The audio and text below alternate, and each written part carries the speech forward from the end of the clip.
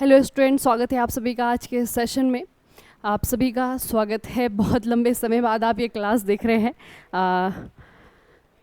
तो हम बच्चे पिछले 2-3 दिनों की जो क्लास आपकी नहीं हुई है उसे भी कवर करते हुए चलेंगे, ठीक है।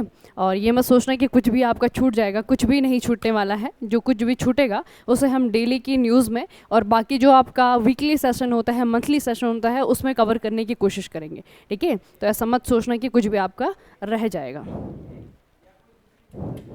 चलिए स्टार्ट करते हैं। अब पेरिस ओलंपिक बच्चे चल रहा है, इससे ज़्यादा इंपॉर्टेंट अभी कुछ नहीं है हमारे लिए ना। जितनी भी आपकी न्यूज़ हैं ये सारी की सारी हमको नज़र बनाए रखना है इस पर कि पेरिस ओलंपिक में भारतीय खिलाड़ी किस तरीके से प्रदर्शन कर रहे हैं, उनके साथ में क्या क्या चल रहा है, कौन सा खेल जो है आपका वो खबरों में है, कौन सा खेल खबरों में नहीं है। तो ये सारी चीज़ पर जो है नज़र बनाए हुए रखनी है हमने। तो पेरिस ओलंपिक की ही बात करते हैं। यहाँ पर जो है भारत को पहला सिल्वर मेडल भी मिल गया है, ठीक है। सिल्वर पहले का मतलब है कि इस ओलंपिक में जो 2024 का ओलंपिक है यहाँ पे भारत ने पहला सिल्वर मेडल जीत लिया है और नीरज चोपड़ा के द्वारा ये आपका जीता गया है, ठीक है। आपको पता है नीरज चोपड़ा जो है आपके जेवलिन थ्रो के खिलाड़ी हैं, मेंस जेवलिन थ्रो में इन्होंने ये जीता है। दूसरे बच्चे, अब ये तो आपके सिल्वर जीते हैं, तो जिन्होंने गोल्ड जीता है उनका नाम भी याद रखना। जो गोल्ड जीतने वाले खिलाड़ी हैं उन्होंने वर्ल्ड रिकॉर्ड बनाया है, उन्होंने ओलंपिक रिकॉर्ड बनाया है।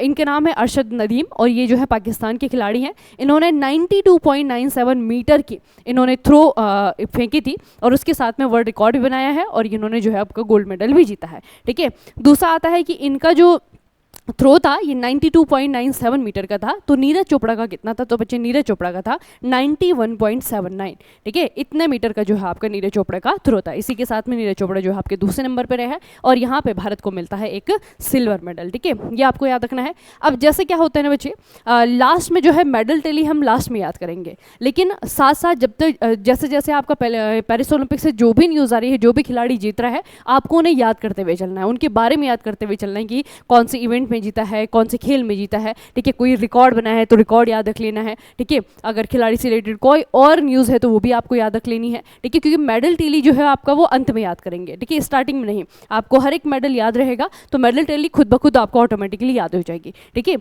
अब बच्चे आपका अगला जो मेडल आया है इंडिया के लिए वो है आपका ब्रॉन्ज यानी कि कांसा। इसे जीता है इंडियन हॉकी टीम ने। इंडियन हॉकी टीम ने मेंस हॉकी में पेरिस ओलंपिक में ब्रॉन्ज मेडल यानी कि कांस्य पदक जीत लिया है। अब यहाँ से प्रश्न आ सकता है कि किसे हरा करके जीता, ये जो मैच था आपका किस किस के बीच में हुआ? तो बच्चे ये वाला मैच था आपका इंडिया और स्पेन के बीच में। याद रखना कि भारत और स्पेन के बीच में आपका ये मैच हुआ था ओलंपिक खेलों में और लगातार दूसरी बार जो आपका लास्ट टोक्यो ओलंपिक हुआ था वहाँ पर बच्चे हमारी हॉकी टीम ने ब्रॉन्ज मेडल जीता था। यहाँ पर भी जो है आपका ब्रॉन्ज मेडल जीत लिया है। उसके अलावा याद रखना बच्चे, भारत ने जो है आपका स्पेन को हराया था और 2-1 से हराया था, ठीक है। और यहाँ पे इस टीम के जो अभी लीडर हैं या फिर कह सकते हैं कि जो हमारी इंडियन हॉकी टीम है इसके जो अभी कप्तान है, जो कैप्टन है, उनका नाम आपको याद रखना है। इनका नाम है हरमनप्रीत सिंह, ठीक है। याद रखिएगा, बहुत इंपॉर्टेंट नाम इनका होगा। हरमनप्रीत सिंह का नाम आपको याद रखना है। ये जो है अभी इंडियन हॉकी टीम के क्या है, कैप्टन है, कप्तान है, ठीक है। तो ये आपको याद रखना है किसको हराया है, कितने से हराया है और कौन सी टीम है, इंडियन हॉकी टीम है। इसके कैप्टन का भी नाम याद रखिएगा, इसके कैप्टन है आपके हरमनप्रीत सिंह। चलिए ये हो गई आपकी अगली न्यूज़।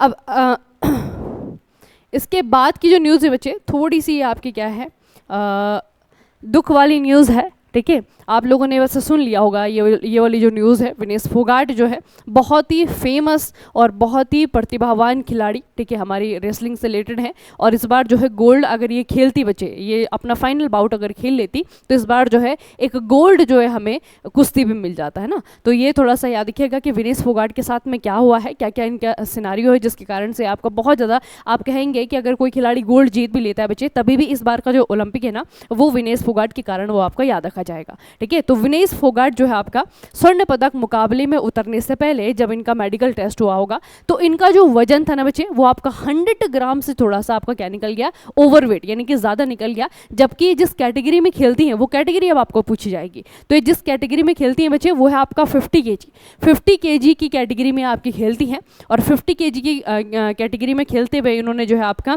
पहले तो जो सबसे नंबर 1 जो प्लेयर थे बच्चे, ठीक है, जापानी जो खिलाड़ी थे उनको जो है आपका हराया और उसके बाद में जो है फाइनल खेलने जा रही थी, यानी कि गोल्ड मेडल के लिए जो है अपना बाउट खेलने जा रही थी। और उससे पहले जो है इनका चेकअप हुआ जिसमें कि 100 ग्राम जो है आपका वो ज़्यादा पाया गया और जिसके कारण इन्हें जो है पूरा ओलंपिक से ही डिस्क्वालीफाई कर दिया गया। ठीक है, अब क्या है जो हमारा भारतीय ओलंपिक संघ है उनके द्वारा बच्चे आपका इस पर प्ली भी डाली गई है, मतलब एप्लीकेशन डाली गई है। तो इस पर जो आपका डिसीजन आना है वो आज आएगा, यानी कि अभी आपका जो है 9 अगस्त है, आज से हमको 5:30 बजे तक आएगा। जब तक आप ये क्लास देख रहे होंगे रिकॉर्डेड में तब तक जो है इसका डिसीजन आ चुका होगा, अभी तक नहीं आया है जब मैं रिकॉर्ड कर रही हूँ। ठीक है, तो इसका भी डिसीजन आएगा कि क्या इनको पूरे ओलंपिक से पूरे ही जो टूर्नामेंट है वहाँ से डिस्क्वालीफाई कर दिया जाएगा या नहीं कर दिया जाएगा। इसका जो है अभी फाइनल डिसीजन आना, जो हमारे बच्चे इंटरनेशनल ओलंपिक कमेटी है उसका फाइनल डिसीजन आना यहाँ पे आपका क्या है बाकी है। ठीक है, तो ये जो है विनेश फोगाट के साथ में हुआ है। इनकी कैटेगरी याद रखेगा, इनका खेल याद रखेगा, कुश्ती प्रतियोगिता में जो है आपका ये गोल्ड मेडल जीतने वाली थी। ठीक है, और उसके अलावा थोड़ा सा ये भी याद रखिएगा कि इनका वेट जो है वो कितना ज़्यादा था, 100 ग्राम से, सॉरी बार 100 केजी नहीं, 100 ग्राम से जो है आपका ये क्या था अधिक था। ठीक है, उसके अलावा बच्चे ये कंपटीशन रूल के जो है आपका खिलाफ था कि 0 पॉइंट समथिंग भी अगर ग्राम अगर बढ़े वेट तो वो जो है खिलाड़ी आपको डिस्क्वालीफाई कर दिया जाता है। और अभी तो फिलहाल क्या है कि जो आपका ये 50 कैटेगरी का कुश्ती का जो आपका इवेंट होता है उसमें आपका सिल्वर मेडल किसी को भी नहीं दिया गया है। ब्रॉन्ज में जो है आपका विनर है और आपका गोल्ड में विनर है, लेकिन सिल्वर मेडल अभी तक किसी को नहीं दिया गया है। तो फिलहाल जो है फैसले का इंतजार कर रहे हैं सभी लोग कि किस तरीके से जो है आपका यहाँ पे विनर को अनाउंस किया जाएगा, क्या किया जाएगा, क्या इन्हें पूरे ओलंपिक से ही आपका डिस्क्वालीफाई कर दिया जाएगा या क्या किया जाएगा। और उसके बाद में जो है जब ये पूरा सिनारियो होता है उसके बाद में जो है विनेश फोगाट की कुश्ती छोड़ने की खबरें भी आई हैं, मतलब कि उन्होंने जो है आपका कुश्ती से क्या ले लिया है, संन्यास भी ले लिया है। ठीक है, तो अभी देखते हैं कि जो इंटरनेशनल ओलंपिक कमेटी है उनके द्वारा क्या डिसीजन इस पर लिया जाता है। कल की क्लास में जो मैं आपको बताऊंगी कि इसमें जो है आपका फर्दर क्या डेवलपमेंट हुए हैं। ठीक है, अगली जो न्यूज़ बचे ये भी आपको ओलंपिक से ही रिलेटेड है। एक बहुत फेमस खिलाड़ी है, हम बहुत बार जो इन्हें करंट अफेयर्स में पढ़ते हैं। इनका नाम है अविनाश साबले। अविनाश साबले ने क्या किया है, हालांकि ये भी जो है कोई भी मेडल लाने से चूक गए हैं, लेकिन बच्चे इन्होंने क्या किया है 2024 ओलंपिक में अविनाश साबले ने 3000 मीटर की स्टेपल चेस रेस में, ठीक है, 3000 मीटर का जो स्टेपल चेस का जो आपका फाइनल हुआ था ना उसमें पहुंचने वाले पहले भारतीय खिलाड़ी बने हैं। ठीक है, हालांकि फाइनल में जो है नहीं जीत पाए हैं, लेकिन फिर भी बच्चे इन्होंने रिकॉर्ड तो बनाया है। ठीक है, तो Avinash Sable 3000 metre steeplechase final में क्वालिफाई करने वाले पहले भारतीय एथलीट बनकर के इन्होंने हिस्ट्री रच दी है। और इन्होंने जो क्वालिफाइंग अपना किया है पूरा, हालांकि ये एग्जैक्टली टाइम तो आपको नहीं याद रखना है कि 8 मिनट में इन्होंने क्वालिफाई किया, लेकिन फाइनल में बच्चे आपके हार गए हैं, मतलब कि पहले दूसरे तीसरे किसी भी नंबर पे आपके नहीं आए हैं। ठीक है, ये थोड़ा सा याद रखना है बच्चे आपको। चलिए, तो अविनाश साबले का आप लोग नाम याद रखेंगे। ठीक है, अविनाश साबले का नाम याद रखेंगे, इन्होंने जो है आपका ये हिस्ट्री क्रिएट किया है। उसके बाद जो है आपका फाइनल भी हो चुका है। फाइनल में जो है इन्होंने 11वें नंबर पर रहे ये। ठीक है, फाइनल में जो है आपके 11वें नंबर पर रहे, ये थोड़ा सा याद रखिएगा। अगली जो बच्चे न्यूज़ है ये भी आपका पेरिस से ही रिलेटेड है। यहाँ पे आपको किसी खिलाड़ी का नहीं, यहाँ पे रेफरी का नाम आपको याद रखना है। देखिए, एक इंडियन आर्मी के रिटायर्ड ऑफिसर हैं, इनका नाम है लेफ्टिनेंट कर्नल काबिलन साई अशोक। काबिलन साई अशोक जो है ये पेरिस ओलंपिक की 2024 में जो है एज द रेफरी जो है आपका क्या कर रहे हैं, काम कर रहे हैं। और कौन से गेम के बच्चे, ये है मुक्केबाजी में। ठीक है, मुक्केबाजी स्पर्धाओं में रेफरी करने वाले भारत के सबसे युवा रेफरी ये बन गए हैं। तो इसके कारण जो है थोड़ा सा इनका नाम भी आपका क्या है चर्चाओं में, तो याद रखिएगा। कौन से खेल में आपके रेफरी हैं ये भी याद रखिएगा, और इनके नाम पे जो अचीवमेंट है वो भी आपको याद रखनी है। ठीक है, तो इनका नाम याद रखिएगा, लेफ्टिनेंट कर्नल काबिलन साई अशोक। अगली जो न्यूज़ है ये ओलंपिक से रिलेटेड नहीं है। यहाँ पे जो न्यूज़ है बच्चे वो है आपका हमारे गृह मंत्रालय से।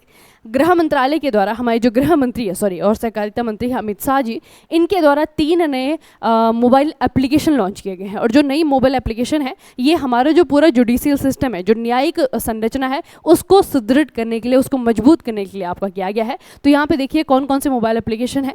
एक आपका ई साक्ष्य है, एक आपका न्याय सेतु है, एक आपका न्याय श्रुति है, एक आपका ई समन है। अभी जितने भी बच्चे मोबाइल एप्लीकेशन है ना, इनका संबंध है जो अभी नए जो आपके लॉ जो आपके पास हुए हैं। ठीक है, अभी हाल ही में 1 जुलाई 2023 के बाद से 2024 के बाद से हमारे देश में जो क्रिमिनल लॉ होते हैं वो सारे के सारे रिप्लेस हो गए हैं। जो ब्रिटिश एरा के क्रिमिनल लॉ थे उनको जो है नए नियमों ने, नए कानूनों ने रिप्लेस कर दिया है। ठीक है, तो ये थोड़ा सा याद रखिएगा, जो नए आपके कानून बने हैं उनके लिए क्या किया गया है, अलग अलग प्रकार के मोबाइल एप्लीकेशन जो है लॉन्च किए गए हैं। ठीक है, और ये एप्लीकेशन का नाम आपको याद रखना है। जो नए क्रिमिनल लॉ है बच्चे उनको जो है आपका इंप्लीमेंट करने के लिए न्याय सेतु है, ई साक्ष्य है, न्याय श्रुति है, ई समन है, सारी की सारी क्या है, मोबाइल एप्लीकेशन है। और जो अभी अभी आपके जो लागू हुए हैं आपके कानून है उनका नाम याद रखिएगा। हालांकि मैंने बहुत बार जो है आपको बताया हुआ है, फिर भी बच्चे इनको नाम आपको याद रखना है। जैसे कि भारतीय न्याय संहिता है, ये रिप्लेस करेगा इंडियन पीनल कोड 1860 वाले कानून को। नागरिक सुरक्षा संहिता 2023 जो है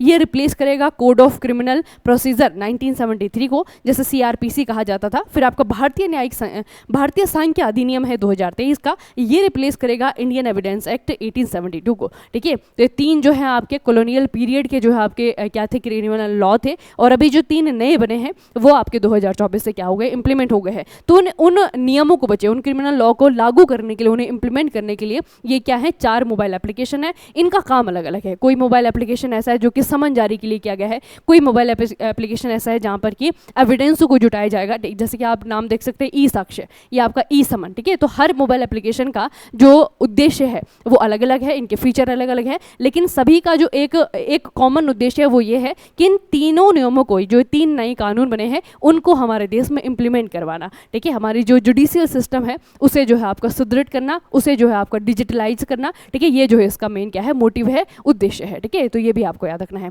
अगला बच्चे एक रिपोर्ट है, रिपोर्ट का नाम है 2024 फॉर्च्यून ग्लोबल 500 लिस्ट। ठीक है, अब ये जो फॉर्च्यून कंपनी है, आप लोगों को नाम तो पता ही है। ठीक है, तेल तो सभी के घर में होगा फॉर्च्यून का। तो फॉर्च्यून बच्चे ग्लोबल 500 लिस्ट जो है आपका, इस कंपनी के द्वारा एक लिस्ट जारी की गई है। और ये लिस्ट किस चीज़ की है, कि तो दुनिया में सबसे बड़ी बड़ी कंपनियां हैं। ठीक है, तो अगर यहाँ पे हमको दो उसमें देखना है, 2 हिस्से में इसे देखना है। एक तो भारत में कौन सी सबसे बड़ी कंपनी, एक आपके विश्व में सबसे बड़ी कंपनी कौन सी। ठीक है, तो इस लिस्ट में बच्चे अगर आप लोग देखेंगे तो इस लिस्ट में जो है आपका रिलायंस इंडस्ट्री भारत में जो है आपके पहले नंबर पे है। और पूरे विश्व भर में अगर इसका स्थान देखेंगे तो 86 है। ठीक है, 86वें स्थान पे जो है आपका ये पूरे दुनिया भर में है, भारत में आपका पहले नंबर पे है। उसके बाद बच्चे ये जो 500 की पूरी लिस्ट है, 500 में से सिर्फ 9 कंपनियां जो है वो आपके भारत से हैं। ठीक है, टॉप 100 में सिर्फ 2 कंपनियां हैं और टोटल 500 में जो है आपका टोटल क्या है, भारत की 9 कंपनियां हैं। ठीक है, उसके अलावा पहले नंबर पे जो है आपका एक अमेरिकी कंपनी, आप लोगों ने नाम तो सुना होगा, वॉलमार्ट। ठीक है, वॉलमार्ट जो है आपका लगातार 11वें साल जो है आपका ये इस रिपोर्ट में रैंकिंग में पहले नंबर पे बनी हुई कंपनी है। ठीक है, ये भी आपको याद रखना है। अब देखिए बच्चे, ये जो है आपकी दुनिया के ब्रांड है, कंपनियां हैं जो कि पहले नंबर पे है, दूसरे नंबर पे देखिए, पहले नंबर पे वॉलमार्ट है, दूसरे पे आपका अमेजन है, तीसरे पे आपका स्टेट ग्रिड है, फिर आपका सऊदी अरमेनु का है, फिर आपका सिनोपेक है। लेकिन आपको ज़्यादा नहीं, सिर्फ टॉप 2 का याद रखिएगा। ये वॉलमार्ट यूनाइटेड स्टेट की कंपनी वॉलमार्ट, और यूनाइटेड स्टेट की ही कंपनी आपकी अमेजन। ठीक है, अगले जो बच्चे ये आपकी रैंक है, मैंने आपको कहा कि टॉप 100 में सिर्फ 2 भारतीय कंपनी है और टॉप 500 में जो है आपका 9 भारतीय कंपनी है। तो टॉप 100 में जो आपकी 2 कंपनियां हैं भारतीय, एक 86 पोजीशन पे है आपका RIL यानी कि रिलायंस इंडस्ट्रीज, और 95 नंबर पे जो है आपका लाइफ इंश्योरेंस कॉर्पोरेशन है यानी कि LIC है। ठीक है, और बच्चे इस लिस्ट पे ना पहली बार कोई भारतीय बैंक भी शामिल हुआ है। कौन सा बैंक है वो है आपका HDFC। इसका भी नाम याद रखना, HDFC जो है आपका पहली बार इस लिस्ट में, इस रिपोर्ट में जो आपका शामिल हुआ है। मतलब कि टॉप 500 में से वन ऑफ द जो कंपनी है वो आपका एक बैंक है, और वो आपका भारत के एक प्राइवेट बैंक है, वो है आपका HDFC। ठीक है, इतना आपको याद रखना है। अगली जो न्यूज़ है बच्चे, कहीं ना कहीं से तो आपको 1 सेकेंड, कहीं ना कहीं से जो है आपको ये न्यूज़ तो मिल ही गई होगी कि बांग्लादेश में कुछ ना कुछ तो हुआ है। ठीक है, थोड़ा थोड़ा सुना होगा आप लोगों ने कि बांग्लादेश की जो प्रधानमंत्री हैं वो बांग्लादेश छोड़ करके भाग गई हैं, है ना। बांग्लादेश से जो है उन्होंने इस्तीफा दिया और वहाँ से जो है निकल गई हैं। ठीक है, तो इसका थोड़ा सा सिनारियो समझते हैं बच्चे, है ना। आप थोड़ी थोड़ी खबरें तो आपने कुछ इधर से सुना होगा, कुछ इधर से सुना होगा, किसी को पूरी खबर भी पता लग गई होगी कि एग्जैक्टली हुआ क्या है। एग्जैक्टली क्या हुआ है यहाँ पे बच्चे, बांग्लादेश में जो आरक्षण है ना, जो जॉब के लिए जो आपका आरक्षण दिया जाता है, उसके अगेंस्ट में बच्चों के द्वारा, जो स्टूडेंट प्रेसिडेंट है उनके द्वारा जो है आपका काफ़ी लंबे समय से जो आपके प्रोटेस्ट किए जा रहे थे। और प्रोटेस्ट जब इनिशियली हुए, यानी कि जब शुरुआत हुई, तब तो ये आपके बहुत काम प्रोटेस्ट है, ठीक है, बहुत ही शांतिपूर्वक जो है आपके प्रोटेस्ट किए जा रहे थे। लेकिन धीरे धीरे धीरे जैसे जैसे आपका ये जुलाई नज़दीक आता गया, अगस्त नज़दीक आता गया, ये जो प्रोटेस्ट है बच्चे ये बहुत ही ज़्यादा हिंसक हो गए, ठीक है। मतलब पहले तो सिर्फ ये मांग थी कि आरक्षण जो है हमें नहीं चाहिए, धीरे धीरे ये मांग जो है आपकी बन गई कि हमें ये सरकार ही नहीं चाहिए। आपको याद रखना है कि जो शेख हसीना है बांग्लादेश के प्राइम मिनिस्टर थी, उनका ये तीसरा टेन्योर चल रहा था और उनकी जो पार्टी थी वो थी अवामी लीग, ठीक है। तो जो प्रोटेस्टर थे, जो छात्र थे, जो बच्चे थे, वो धीरे धीरे जो है सरकार के खिलाफ ही जो आपकी नारेबाजी करने लग गए। और उसके बाद जो है दबाव में, प्रेशर में जो है आपका इनकी जो प्रधानमंत्री थी उनके द्वारा जो है आपका इस्तीफा दिया गया। और सबसे पहली जो न्यूज़ आई है यहाँ से बांग्लादेश से, वो आई है स्टूडेंट प्रोटेस्ट के बाद में, ठीक है। स्टूडेंट प्रोटेस्ट के बाद में जो सबसे पहली जो न्यूज़ आई है वो आई है बच्चे कि शेख हसीना ने क्या किया है, देश छोड़ दिया है, ठीक है। तो प्रधानमंत्री शेख हसीना ने अपने पद से विरोध प्रदर्शनों के बीच क्या किया है, उन्होंने अपना देश छोड़ दिया। कहा जा रहा है कि भारत आई हैं, ठीक है, लेकिन अभी ऐसा कोई फिक्स न्यूज़ नहीं है। इनके बेटे ने कहा है कि दोबारा वापस आ जाएंगे, लेकिन देखते हैं कैसे कैसे यहाँ पे क्या होता है, ठीक है। तो जब बच्चे इन्होंने इस्तीफा दिया, जब इन्होंने देश छोड़ा, उसके बाद में जो दूसरी न्यूज़ आती है बांग्लादेश से, वो ये है कि यहाँ पे जो है आपका मिलिट्री रूल लागू कर दिया गया है, ठीक है। तो मिलिट्री रूल जिन्होंने लागू किया, फिर जिनके द्वारा अनाउंसमेंट की गई है, उनका नाम भी आपका जानना जरूरी है बच्चे। जैसे हमारे यहाँ पे एक सेना प्रमुख होते हैं ना, वैसे आपके बांग्लादेश में, अब सोचिए बच्चे, किसी देश का कोई राष्ट्राध्यक्ष है जिसके कंट्रोल में जो है पूरा का पूरा कंट्री है, तो और इस समय पे जबकि बांग्लादेश में इतने बड़े बड़े लेवल पे जो है आपका प्रोटेस्ट हो रहे हैं, ढाका में जो इनका घर था प्रधानमंत्री का, वहाँ पे जो है आपका हिंसक हमले किए गए, इस तरीके की चीज़ें हो रही हैं, तो पूरे देश को कंट्रोल करना या फिर संभालना जो है आपका बहुत ज़्यादा नेसेसरी है। तो ऐसे समय पर जो है आपका बांग्लादेश की जो आर्मी है वो सामने आई, और बांग्लादेश के बच्चे जो सेना प्रमुख है, इनका नाम है जनरल वकर उज जमान, ठीक है, अब तो नाम भी आपका इंपॉर्टेंट हो गया है, इनका नाम है वकर उज जमान। इनके द्वारा सोमवार को जो है आपका एक डिक्लेरेशन की गई। इन्होंने कहा कि अंतरिम सरकार तत्काल प्रभाव से कार्यभार संभालेगी, और उन्होंने नागरिकों से, जो प्रोटेस्टर हैं, जो विरोध प्रदर्शन कर रहे हैं, उनसे कहा कि आप अपने जो विरोध प्रदर्शन है उनको थोड़ा सा लगाम लगाइए और हम पे विश्वास रखिए कि हम जो सरकार बनाएंगे वो आपके हित में काम करेगी, ठीक है। तो इस तरीके से जो है आपका यहाँ पे पूरे देश को संभालने का काम किया है बांग्लादेश की सेना ने, इनकी आर्मी ने, और यहाँ के जो प्रमुख हैं वकर उज जमान, इनके द्वारा जो है आपका ये घोषणा की गई है सोमवार को। ये इसी वाले सोमवार की बात हो रही है, ठीक है, अभी जो आपका हफ्ता चल ही रहा है इसी सोमवार की, ठीक है। तो ये जो है इनके द्वारा घोषणा की गई। अब तीसरी न्यूज़ बच्चे यहाँ से आई है अभी लेटेस्ट, वो ये है कि बांग्लादेश में जो अंतरिम सरकार बनी है, जिसे कि आर्मी ने बनाया है, यहाँ के सेना के द्वारा बनाया गया है, उस सरकार के प्रमुख के रूप में चुन लिया गया है मोहम्मद यूनुस को। अब बच्चे ये जो नाम है ना बच्चे, ये आपका ऐसा वैसा नाम नहीं है, मतलब बहुत छोटी पर्सनैलिटी नहीं है, बहुत बड़ी पर्सनैलिटी है बांग्लादेश के लिहाज से अगर आप लोग देखेंगे तो। नोबेल पुरस्कार विजेता, इनको नोबेल मिला हुआ है ऑलरेडी, ठीक है। तो नोबेल पुरस्कार विजेता मोहम्मद यूनुस को मंगलवार 6 अगस्त 2024 को राष्ट्रपति मोहम्मद शहाबुद्दीन के द्वारा बांग्लादेश की अंतरिम सरकार का हेड चुन लिया गया है।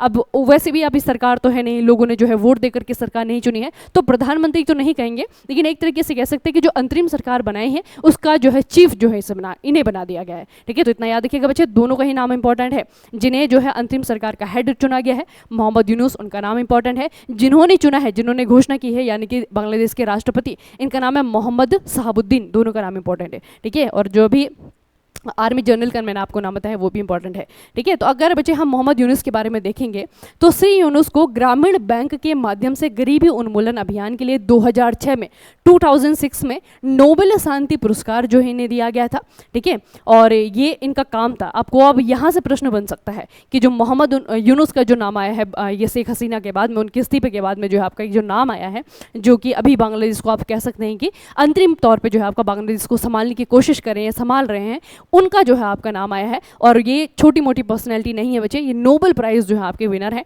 और शांति के क्षेत्र में इन्हें नोबेल दिया गया था 2006 में, 2006 में, ठीक है। तो थोड़ा सा इस खबर को समझिए, हमें बहुत डिटेल में जाने की ज़रूरत नहीं है कि इसके क्या इफेक्ट होंगे, क्या इसके इम्पैक्ट होंगे, क्या इसका जो है कुछ भी होगा, ठीक है, वो जानने की ज़रूरत नहीं है। लेकिन अब बांग्लादेश के साथ में आपको पता है बच्चे कि शेख हसीना जो है वो राष्ट्राध्यक्ष थी जब अभी हमारी नई सरकार बनी है, हमारे जो ये प्रधानमंत्री नरेंद्र मोदी की सरकार बनी है। आपको मैंने न्यूज़ पढ़ाई थी कि सबसे पहली फॉरेन जो आपकी राष्ट्राध्यक्ष थी भारत को विजिट करने वाली हमारे नए प्राइम मिनिस्टर बनने के बाद में, मतलब इस बार की जीतने के बाद में, तो आपकी शेख हसीना थी। मतलब तो ऐसा है कि भारत के रिलेशन तो इनके साथ में ख़राब नहीं है ना, तो इस वजह से जो है आपका बांग्लादेश वैसे भी पड़ोसी देश है, वैसे भी इंपॉर्टेंट हो जाता है, हमारे रिलेशंस अच्छे हैं वैसे भी इंपॉर्टेंट हो जाता है। ठीक है, तो थोड़ा सा इस खबर पर भी हम नज़र बनाए रखेंगे कि बांग्लादेश की स्थिति कैसे कैसे जो है आपकी पलटती है, क्या होता है यहाँ पे, अंतरिम सरकार ही रहेगी, कब तक रहने वाली है, या फिर चुनाव करवाए जाएंगे, या फिर आपका मिलिट्री का ही राज रहेगा, शेख हसीना वापस आती हैं नहीं आती हैं, क्या क्या यहाँ पे चल रहा है वो उस पर हम नज़र बनाए रखेंगे। ठीक है, कुछ भी यहाँ से पूछा जा सकता है। और ये तो बच्चे आपके जो यहाँ पे अभी संभाल रहे हैं, मतलब देश को जो संभाल रहे हैं, वो आपकी बहुत बड़ी पर्सनैलिटी है, मोहम्मद यूनुस। ठीक है, इन्हें जाना जाता है आपका आरआरबी, जैसे हमारे यहाँ पे जो रीजनल रूरल बैंक होते हैं ना, ग्रामीण बैंक, उनके लिए जो है आपका जाना जाता है। यहाँ पे बांग्लादेश में इनकी स्थापना करके जो इन्होंने गरीबी हटाने का काम किया था। ठीक है, तो काफ़ी इंपॉर्टेंट पर्सनैलिटी है, ये खबरें जो है आपको याद रखनी। बाकी पेरिस ओलंपिक बच्चे हम नज़र बनाए रखेंगे। ठीक है, और खबरों को समझने की कोशिश आपको लगातार करते रहनी है और हमारे टच में जो है बने रहना है। ठीक है, चलिए बच्चे, तो आज के सेशन यहीं पे समाप्त करते हैं। बाकी आरआरबी जे की तैयारी आप लोग कर रहे होंगे, फॉर्म आप लोग फिल कर रहे होंगे, बहुत ध्यान से सोच समझ करके फॉर्म फिल करना है। और उसके अलावा जो है make it easy mechanical mobile application है, उसके भीतर जाइए, बहुत सारी चीज़ें हैं आपके आरआरबी जे के लिए। ठीक है, जो कि स्पेशली आरआरबी के लिए ही बनाई गई हैं। ठीक है, आपके जो है जो ये टेक्निकल एग्जाम्स है, जो आरआरबी का एग्जाम है, उसको देखते हुए जो है आपका नॉन टेक का पूरा का पूरा सिलेबस गढ़ा गया है, बनाया गया है, क्रिएट किया गया है। तो आप लोग जो है जाइए और उसका बेनिफिट उठाइए। ठीक है, चलिए फिर आज के सेशन को यहीं पे खत्म करते हैं, मिलते हैं फिर कल के सेशन में। तब तक के लिए पढ़ते रहिए, बढ़ते रहिए, अपना खूब सारा ख्याल रखिएगा। आप सभी का बहुत बहुत धन्यवाद।